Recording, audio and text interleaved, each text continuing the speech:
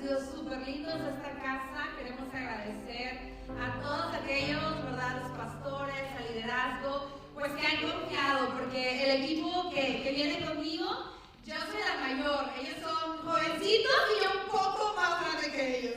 El equipo que venimos es de 17 a 20 años. Entonces, le agradecemos a todo el liderazgo de esta casa que hayan confiado, ¿verdad? Estuvimos con jóvenes, con niños, en diferentes actividades y es un placer. Venimos de un instituto que se llama Epicentro, de la ciudad de Monterrey, de México. Y aquí es en Monterrey, esta iglesia Amistad es donde Ruth es enviada. Y Alex también es de Monterrey, Regio. Y el equipo viene de diferentes lugares, ¿verdad? Pero estamos muy contentos. Epicentro es un instituto bíblico de un año donde jóvenes pueden ir y experimentar a Jesús. Creemos que una generación no necesita solo escuchar a Jesús, sino vivir a Jesús. Y a veces vemos a los jóvenes y me encanta porque Pablo decía que nadie tenga un poco tu juventud a tiempo. Porque eso vemos y decimos, uy, como que le falta. Y pues sí, hermanos, ¿verdad? Hay que madurarnos, pero Dios ha puesto un fuego en esta generación. Necesitamos una generación que se levante en fuego y en entendimiento, con un carácter. Y los jóvenes necesitan ayuda de todos nosotros, de toda la iglesia. Y por eso la palabra dice, ¿verdad? Las mujeres mayores ayuden a las jóvenes y así hombres también a los jóvenes. Y antes de poder empezar con el tema, yo quiero invitar a Marco. Marco es un alumno del instituto. Él tiene 3 meses con nosotros. Y yo quiero que él compartiera su testimonio, porque yo creo que el testimonio de Marco es algo profético para esta generación. Porque lo que el Señor ha hecho en su vida, yo creo que lo quiere hacer espiritualmente en la generación de jóvenes. Yo quiero que tú le escuches, ¿verdad? A Marco, y tal vez tú no te identificas con alguna de las luchas o algo que él comparte, pero yo creo que tu testimonio te va a dar fe. Porque el Dios que adoramos ahorita es un Dios de imposibles. Es un Dios que está vivo y es un Dios que está actuando. Y si lo hizo en la vida de Marco y en la vida de su familia, es porque lo quiere hacer en la tuya. Lo quiere hacer con tu vecino, con tu amigo, alguien que tú conozcas. Así que escuchémosle a Marco y lo que él tiene para compartirnos.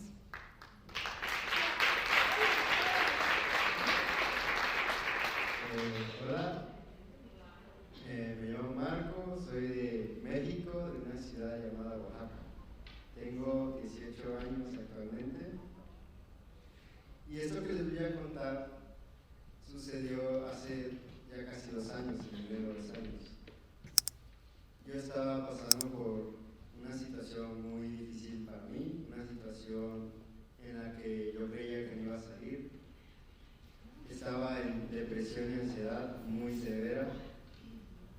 Y esto fue ocasionada por heridas que viví en mi infancia. Desde que nací, sufrí rechazo. Desde que nací, mis abuelos paternos dijeron que no era hijo de mi papá, porque no me parecía siendo un bebé. Okay.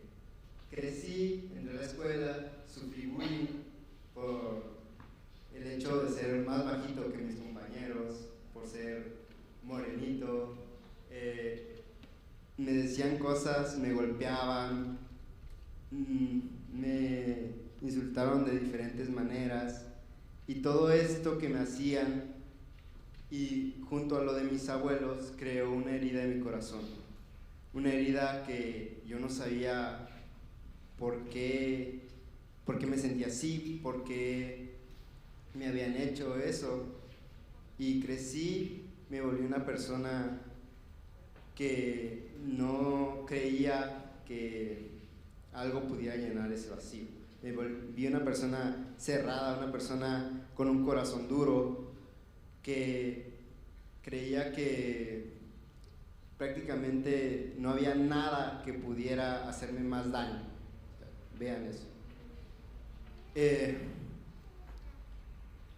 Vivía lleno de miedo, pero lo ocultaba muy bien con mis actitudes. Me volví una persona muy seria, muy estoico, ¿se puede decir? ¿Se puede? Una persona muy cerrada, con un corazón muy duro. y ocultaba todo ese sufrimiento que yo no le había contado a nadie con mis actitudes. Hace más de 2 años también, había tenido demasiados intentos de suicidio. Intenté quitarme la vida muchísimas veces. Muchas de esas veces solo terminaban en heridas y nada más. Pero hace 2 años, y no lo digo para sentirme orgulloso de eso, sino porque sucedió así. Hace 2 años, literalmente quedé sin vida. Me encontró mi familia ya frío y tieso.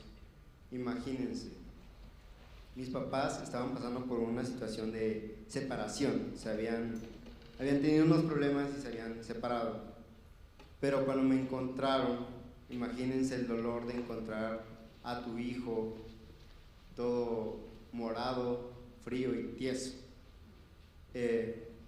Mi mamá se puso como loca, mi papá literalmente se le fue el razonamiento y ya no sabían qué hacer, pero nunca perdieron la fe. Mi hermana le marca inmediatamente a mis pastores porque no estaban en México, se habían ido de viaje por una situación, no me acuerdo cuál, a Estados Unidos. Y le marca y mi pastora le dice a mi hermana: acuérdate de lo que Dios te ha enseñado, porque mi hermana estaba en el instituto en el que yo estoy ahora. Entonces mi hermana empieza a orar por mí, se arrodilló y empezó a orar por mí y dijo: en el nombre de Jesús te ordeno que te despiertes, que te levantes. Y en ese momento, después de estar frío, sin respirar, todo morado, di un suspiro. Dios hizo el milagro de que volvía a respirar. Le llamaron a un médico que conoce la familia, le llamaron a un médico, el médico vive como a 20 minutos de mi casa y llegó en 5, imagínense. Llegó la ambulancia, que es algo muy sorprendente en México, que hay tanta negligencia médica, y llegó la ambulancia rápido, me trasladaron, en el traslado dejé de respirar de nuevo, o sea, había sido como, volvió a respirar, y en la ambulancia volví a dejar de respirar y estaba muriendo de nuevo, estaba convulsionando, haciendo muy feo, y los doctores le dijeron a mis papás: su hijo ya no va a salir de esta, su hijo, hagan de cuenta que ya se murió, ya no, mejor váyanse despidiendo de él. Y mis papás, aún con todo ese sentimiento, oraron por mí. Mi mamá no perdió la fe y le dijo a los doctores: Dios tiene la última respuesta. Llegué al hospital y los doctores otra vez le dijeron a mis papás: ¿saben qué? Viene una situación muy crítica, en ese hospital no hay los aparatos y los aparatos necesarios para atenderlo. Dios abrió otra puerta, necesitaban trasladarme a un hospital que está a 2 horas de donde yo vivo, que es la capital de Oaxaca, y no hay muchas ambulancias que tienen los aparatos necesarios para trasladarme. La ambulancia llegó a los 5 minutos de ver que los doctores habían dicho eso, y mis papás aún más oraron por mí. Era muy peligroso que me trasladaran, mi cerebro estaba inflamado de tal punto en el que mi cerebro casi iba a reventar mi cráneo, mi cerebro estaba demasiado inflamado, que con cualquier reductor de velocidad o con cualquier bache que cayera la ambulancia, mi cerebro podía explotar. Me trasladaron, llego a la capital y me habían inducido a coma, y ahí le dijeron a mis papás: lo inducimos a coma porque ya no había nada más que hacer, no les aseguramos que vuelva a salir del coma, está vivo pero no les aseguramos que vuelva a salir del coma, lo más seguro es que quede en estado vegetal si es que llega a salir del coma, que llegue a quedar en estado vegetal, que no se pueda mover, que no pueda hablar, que no los pueda reconocer, lo único que va a quedar funcional en él van a ser sus ojos. Llegué a la capital y los doctores me recibieron en el hospital que me iban a atender y le dijeron a mis papás otra vez: no hay nada que hacer, no nos explicamos cómo sigue vivo. Literalmente dejó de respirar 8 a 10 minutos, estuvo su cerebro sin oxígeno. Estuvo muerto 8 a 10 minutos. No nos explicamos, no podemos hacer nada. Y literalmente los doctores nada más iban a verme a ver si seguía respirando, sino para ya desocupar la cama, ¿no? Pero Dios siguió obrando en mí, hizo milagros y salí del hospital. Salí en silla de ruedas, sí salí del coma, conocía perfectamente a mis papás, a mi familia, recordaba perfectamente mi infancia. Obviamente pasé por procesos en los que tuve que volver a aprender varias cosas, pero Dios hizo el milagro y crean que Dios tiene el poder de levantar a un muerto de una cama. Cuando me sacan del hospital, salgo en silla de ruedas, seguía esa incertidumbre de si iba a volver a caminar. Mi mamá seguía orando por mí y Dios hizo el milagro. Y mírenme, ahora puedo caminar perfectamente. Y crean ustedes que Dios puede hacer milagros y Dios sigue obrando aún hoy en día. Y es todo de mi parte. Muchas gracias. Y es un testimonio, ¿verdad? Literal, el Señor nos levanta de los muertos. Pero a Marco, y él lo compartía en la mañana, no solo Dios lo levantó físicamente de la muerte, sino le dio vida y vida en abundancia en su espíritu. O sea, yo creo que lo que el Señor hizo en Marco físicamente lo quiere hacer en una generación espiritualmente. Una generación que a veces, ¿verdad?, caminan como sin el Señor, muertos, pero el Señor los quiere llamar. Y la hermana de Marco, la conocí yo en Atenas, yo viví 7 años en Grecia, y ella fue ahí en un viaje como el que estamos haciendo ahorita. Y ella de 20 años, tiene tu hermana en ese entonces 21, sus papás se paralizaron, pero fue una joven la que declaró vida sobre la vida de Marco. Yo creo que está levantando, Señor, una generación entendida, que está experimentando a Jesús, que está viendo a Jesús y que cuando ven la situación hablan lo que no es como si fuese. Y así yo, gracias Marco, así yo le pedí a Marco que viniera a dar su testimonio, porque Marco es más que su testimonio, lo ves calladito, pero cuando da palabra te exhorta, hermanos. Y es para mí una bendición ver a una generación que se está levantando entendida de los tiempos.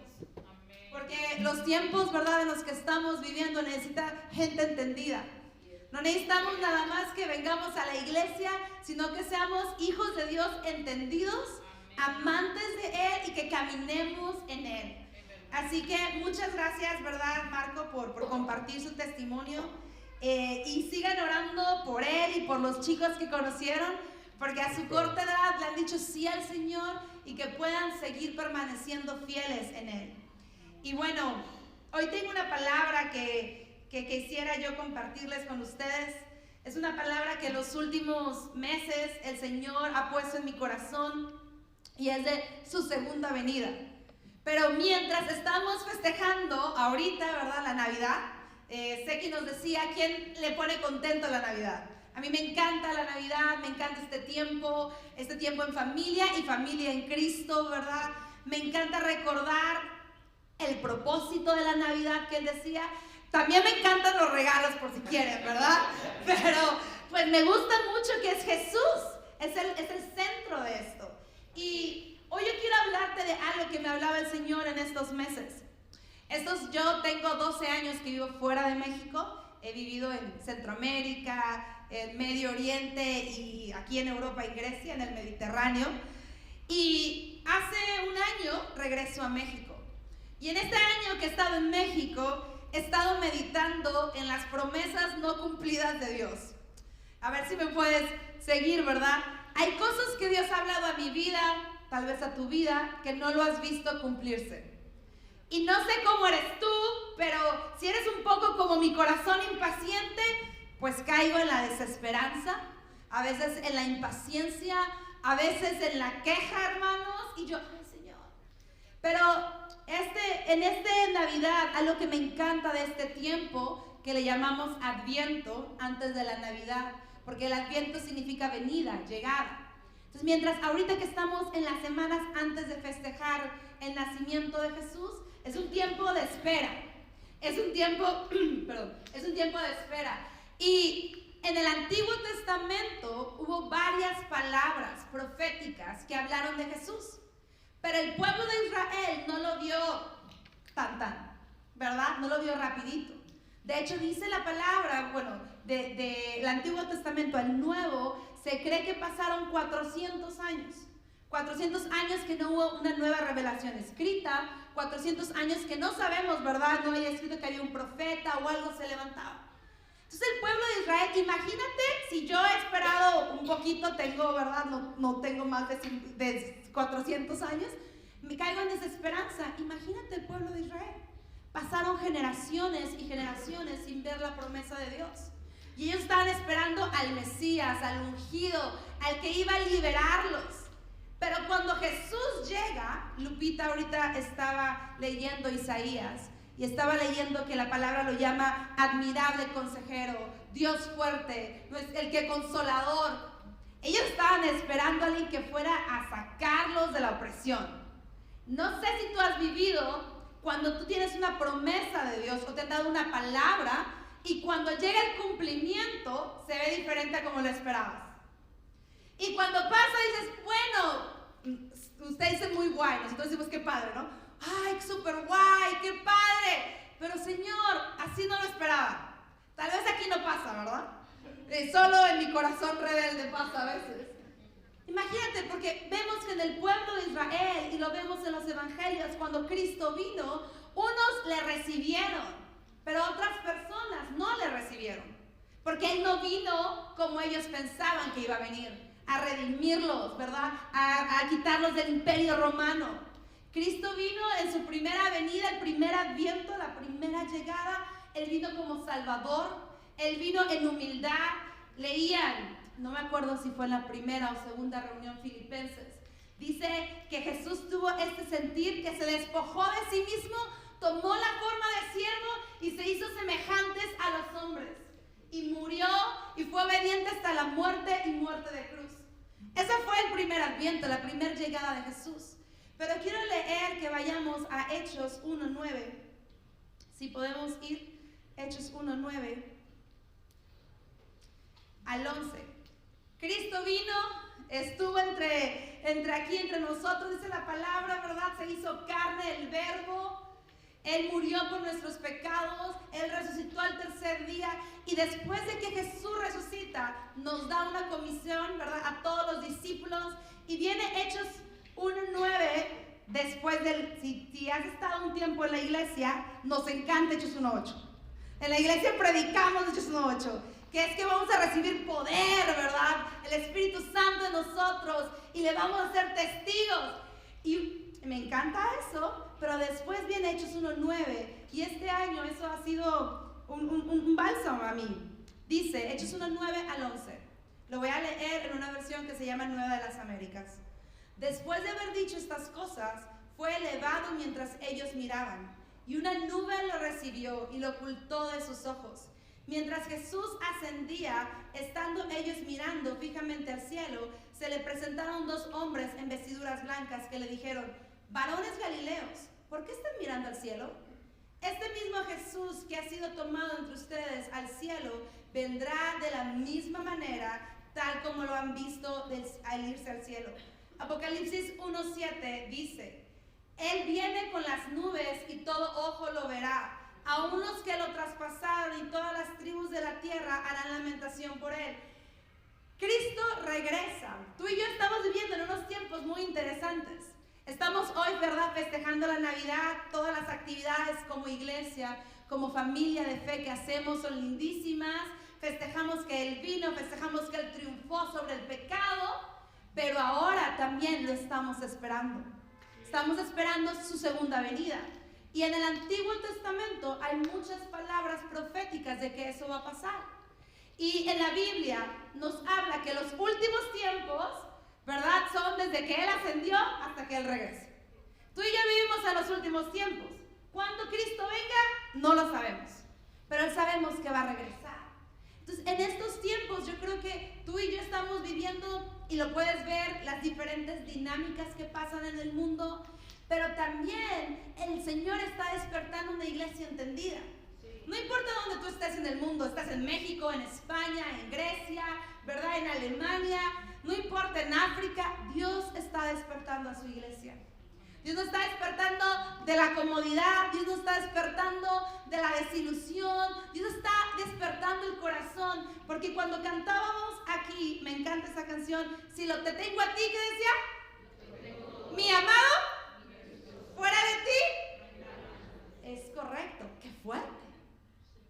Hermanos, yo últimamente con las canciones a veces hasta me quedo callada, porque si yo estoy confesando esto, estoy diciendo, no hay nada en este mundo que yo desee más que una persona y la persona de Cristo. Y eso quiere decir que eso expone los amantes de mi corazón. ¿A qué me refiero con los amantes? Hay cosas a veces que deseo más. Oye, estos días yo le decía a los chicos, ¿verdad? Están de aquí para allá. Esta servidora ya no tiene 18 años. Pues se cansa, a veces deseo un sofacito y un chocolate caliente más que servir al Señor. Y el Señor expone a mis amantes a la comodidad, a cosas. Y yo no te hablo cosas que son pecado necesariamente. Hablo cosas que son tal vez derechos legítimos. ¿Qué quiere decir? Oye, quiero hacer esto, quiero el otro, nada malo. Pero Dios está despertando una iglesia que cuando le cantamos, si te tengo a ti, lo tengo todo, una iglesia que está plena en la persona de Cristo. Una iglesia que cuando yo canto, Señor, tú superas. Quiere decir que los cumplimientos de su promesa en sus tiempos y en su forma supera la manera en la que yo pensaba. Yo tengo un camino, ¿verdad? Patty tiene un camino y a veces yo pienso que es el mejor, pero sus caminos no son los nuestros. Entonces, Dios en estos últimos tiempos está levantando una iglesia y una generación entendida. Una iglesia, ¿verdad? Que dice, Cristo es, ¿verdad? Nuestro enfoque, ponemos los ojos en el invisible y todo lo demás, ¿verdad? Digo, yo les digo a los chicos, obvio, aquí quien paga renta, ¿verdad? Hay que pagar renta, hay que pagar luz, hay cosas de este mundo. Pero cuando nos enfocamos en el Señor, uno busca su guianza, uno busca a Él. Tú dices, Señor, somos peregrinos de este mundo. Es algo que si tú eres, ¿verdad?, extranjero en otra tierra, lo entiendes un poco a veces cuando vas a un lugar. Pero yo te voy a decir algo. Esta, como lo vemos aquí en España o en México, no es nuestra tierra de por siempre. Somos peregrinos aquí y como la iglesia estamos esperando esta segunda venida del Señor. Y yo te quiero decir, ¿cómo lo estamos esperando? Y en esta espera yo te quiero hablar de dos cosas. Una, como el pueblo de Israel. Tal vez hay promesas personales a tu vida. Hay promesas personales a mi vida que el Señor me ha hablado, que he leído en su palabra, que ha traído esperanza en tiempos difíciles y que no las he visto cumplidas. Y en esto, yo viví 7 años en Grecia y en Grecia conocí a una persona, una chica joven, y el Señor puso un amor de mí para ella. Y yo nunca pensé que podía ser como la hermana mayor de alguien. La acogí en mi casa, ella venía de otro trasfondo del Medio Oriente, se le presentó quién era la persona de Cristo, Cristo abrió sus ojos, le bautizamos, vivió en mi casa, ¿verdad? Yo soy soltera, pero yo tenía como una hija ya en la universidad. Y después de mucho tiempo, ella empezó a alejarse del Señor. Empezaron a pasar cosas emocionales, tenía una enfermedad psiquiátrica y ya no, el año pasado que yo salgo de Grecia, ella ya y yo no tenemos contacto después de 5 años de vivir conmigo y eso fue algo muy fuerte, pero te quiero contar esto. Cuando yo estaba empacando mis cosas de Grecia, me encontré su Biblia, la Biblia que otra persona, un hombre de la iglesia, que era como un abuelito en la iglesia, le regaló a ella. Y decía su nombre y le da una palabra. Y cuando yo estaba guardando las maletas, ¿verdad?, para irme a México, Dios me dijo, guarda esta Biblia, porque un día ella regresará. Yo no sé cuándo, yo no sé si mis ojos lo verán, ¿verdad? Pero yo tengo una esperanza, yo tengo esa Biblia, para en un momento, en unos años, espero que sean menos de los años que yo espero, ¿verdad? ella, cuando yo le vea y ella regrese al Señor, yo diga, yo le creí al Señor, yo estoy orando por esa promesa y aquí está tu Biblia cuando te bautizaron. Y yo no sé qué cosas el Señor ha hablado sobre tu vida o sobre tu familia. Y tú estás en un tiempo de espera, como en esos 400 años del pueblo de Israel, antes de que Jesús viniera al mundo, el verbo se hiciera carne. Y tú tal vez caes en desesperanza, tal vez caes en desánimo, en ansiedad, pero yo te quiero decir que te quiero animar esta mañana de parte del Señor. Te quiero animar a militar en las profecías, como dice la palabra. Te quiero animar a creer en esa palabra, atesorarla, caminarla y caminar como viendo al invisible. Sí. Yo quiero creer que la mamá de Marco, cuando estaba orando, cuando él estaba en coma, él estaba, ¿verdad?, confesando la palabra, anunciando la palabra, diciendo, mi hijo es para ti, Señor. Amén. Tú me has hablado de mi hijo y esto no se acaba aquí. Y en la gloria del Señor y en su soberanía, ¿verdad?, el Señor dijo, yo lancé la palabra y Marco está ahora entre nosotros. Aleluya. Y no solo, ¿verdad?, que decía que no iba a caminar, pero ahora está extendiendo el reino de los cielos. Porque los caminos del Señor son más grandes que la mamá de Marco pudiera pensar. Y una es cómo esperamos en las promesas de Dios y la otra es cómo estamos esperando a la venida de nuestro Salvador. Porque como iglesia estamos nosotros esperándole. Y esperando no pasivamente, ¿verdad? Como, ay, aquí, a que llegue Él, todo ojo le verá. Entonces yo con mis popcorn, mis palomitas, ¿verdad? Y, wow, no. Estamos como iglesia ansiosas, anhelando que Cristo regrese. Porque yo les decía en la mañana, al principio de mi vida cristiana, a mí me daba miedo que Cristo regresara. Yo decía, no, yo vi película, ¿cómo se dice? Left Behind, ¿verdad? Esa película. Yo dije, voy a salir de mi casa y todo el mundo se fue y yo aquí. Y me daba un miedo, hermanos, cuando le conocí al Señor. Y ahora yo digo, me da wow, Cristo regresa. Va a reinar en gloria. Nuestro Salvador viene, vamos a estar. Me da emoción, pero yo también sé que en estos tiempos, entre el primer adviento y el segundo, hay dinámicas difíciles que están pasando en nuestra sociedad, en nuestros países. Pero entonces, ¿qué necesitamos en una iglesia entendida? Y quiero que vayamos a Mateo 25. Y en Mateo 25 podemos ver cómo el Señor nos habla de una parábola que tal vez le conocen, que es de las 10 vírgenes. Y en Mateo 25, 1, le voy a leer, dice, entonces el reino de los cielos será semejante a 10 vírgenes, que tomando sus lámparas salieron a recibir al novio. 5 de ellas eran insensatas y 5 prudentes, porque las insensatas al tomar sus lámparas no tomaron aceite consigo, pero las prudentes tomaron aceite en frascos juntamente con sus lámparas. Al tardarse el novio, todas se dieron sueño y se durmieron. Versículo 6. Pero a la medianoche se oyó un clamor, aquí está el novio, salgan a recibirlo. Y en el versículo 7 nos dice, todas aquellas vírgenes se levantaron y arreglaron sus lámparas. Había 10 mujeres, 5 insensatas, sabias y 5 imprudentes. En la tradición, el novio se iba a arreglar la casa antes de venir por la novia, pero no sabían cuánto se iba a tardar. Cuando el novio no sabían cuándo iba a regresar, no había el WhatsApp, ¿verdad? Y voy, mi amor, no, nada. Entonces tú no sabías cuándo venía. Y todos dijeron, estamos cansadas, vamos a dormir un poco. Pero en el versículo 8 dice que las insensatas dijeron a las prudentes, denos de su aceite, porque nuestras lámparas se apagan. Y estamos en unos tiempos, iglesia, donde el Señor nos está llamando a ser como esas vírgenes prudentes, a poner aceite sobre nuestras lámparas. Y tú me dirás, Pati, ¿qué es ese aceite? Esa intimidad que tú tienes como el Señor.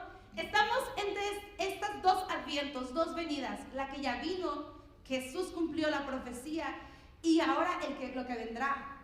Y entre estas 2, en esta tensión, tú y yo tenemos que ser esos hijos e hijas de Dios que ponen aceite de intimidad en sus lámparas. Que estamos orando, que estamos leyendo la palabra, que estamos en congregación, no porque lo tenemos que hacer, sino porque nos deleitamos en la persona de Jesús. Porque si lo tenemos que hacer, ¿verdad? A veces, yo digo, a veces hay disciplina, hermanos. A veces te levantas y está el friecito, ¿verdad? El aire, dijera el pastor. Sé que dice, yo me dormí, yo también. Pero a veces uno, ¿verdad? Hay que disciplinar. Pero yo no hablo de una iglesia que está tan enamorada de Jesús que dice, yo quiero pasar tiempo con Él. Está tan enamorada de Jesús que es el clamor de estas vírgenes de, aquí está, salgan a recibirlo. Y Dios está preparando una iglesia así. Una iglesia que ama la intimidad. Y cuando digo una iglesia, voltea de al lado y dile, ahí te habla. Ahí te habla. No estoy hablando del vecino, estoy hablando de ti y de mí. Tú y yo somos la iglesia de Cristo. Si tú has puesto tu confianza en la obra de Jesús, tú le perteneces. Tú eres parte de la iglesia de Cristo. Y el Señor está despertando tus corazones. Está despertando el mío. Yo le decía a los jóvenes, yo doy una clase en el instituto, y le digo, yo siento en estos tiempos el Señor en su gracia despertando mi corazón y agitándolo.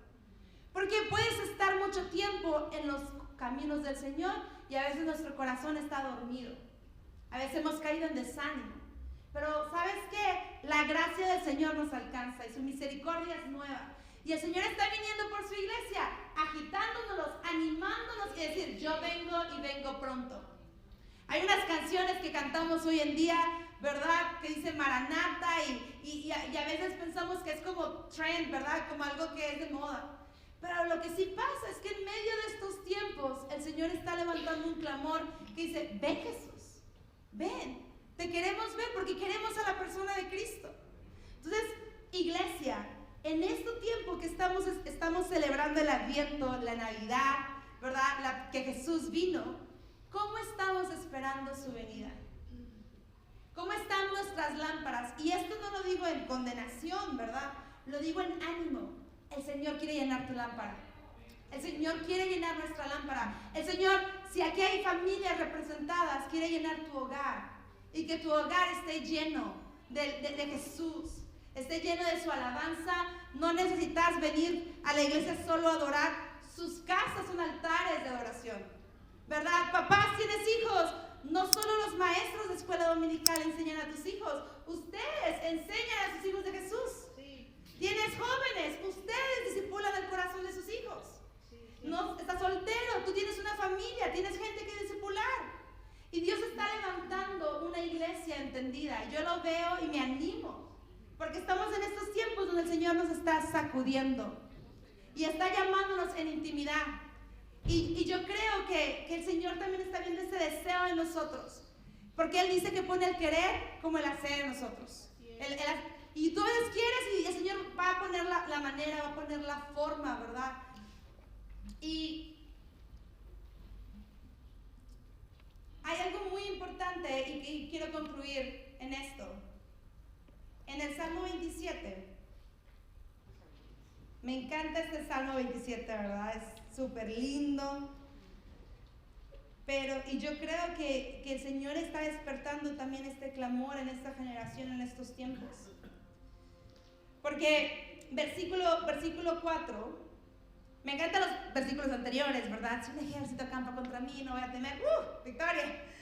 Pero versículo 4, hermanos, nos dice, una cosa he pedido al Señor y esa buscaré, que habite yo en la presencia del Señor todos los días de mi vida, para contemplar la hermosura del Señor y para meditar en su templo.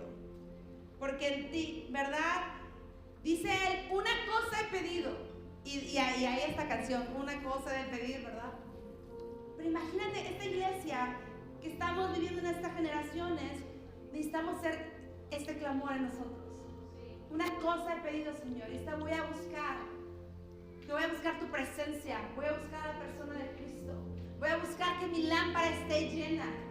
Esta Navidad, ¿verdad? Que nuestras lámparas estén llenas para compartir la palabra, para compartir la esperanza de la Navidad a nuestros vecinos, aquí en Algeciras o donde vayan a celebrarla. Pero es este clamor que dice que habite yo en la casa del Señor. Y me encanta, versículo 8 dice, cuando dijiste, busca mi rostro, mi corazón respondió, tu rostro, Señor, buscaré. Wow. Estamos en estos tiempos, familia, necesitamos ser de los que buscan el rostro del Señor. Hoy yo te quiero invitar, estamos entre estas dos venidas, la que ya el Señor cumplió, Jesús vino, pero estamos ahora esperando que Él regrese.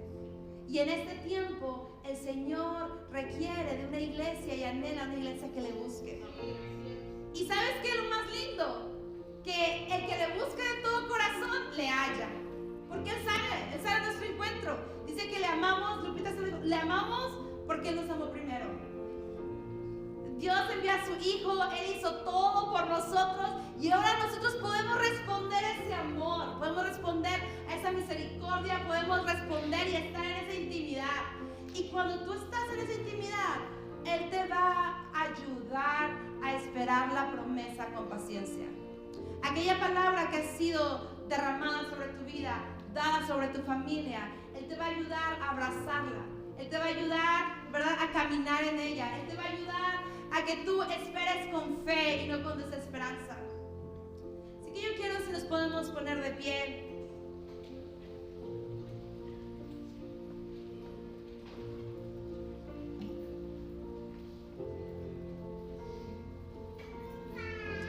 Y ahí, Espíritu Santo, recuerda.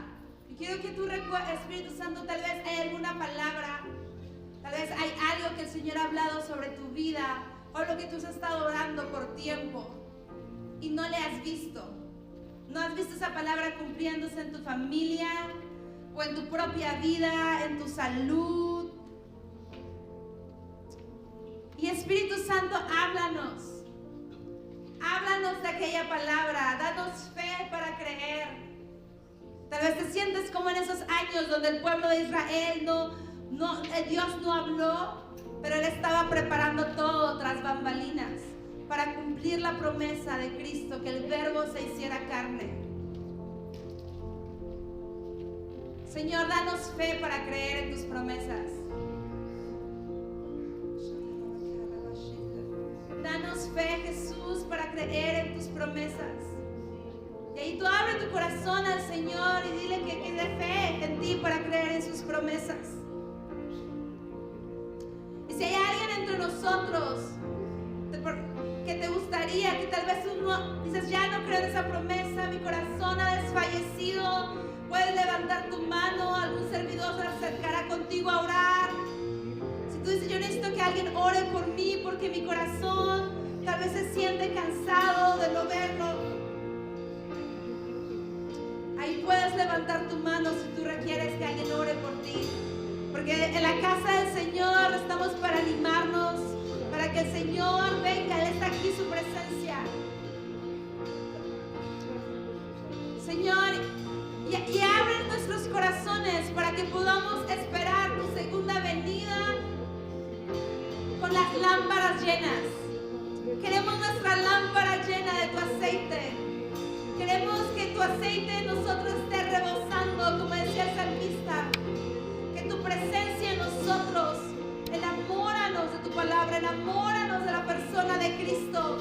Abre nuestros ojos, Señor, y si hay alguien que no ha contemplado la belleza, la hermosura, abre sus ojos espirituales, que te pueda ver, Señor. Que podamos verte, que podamos ver la hermosura de Cristo. El poder que hay en ti, Señor. Gracias, Señor, gracias.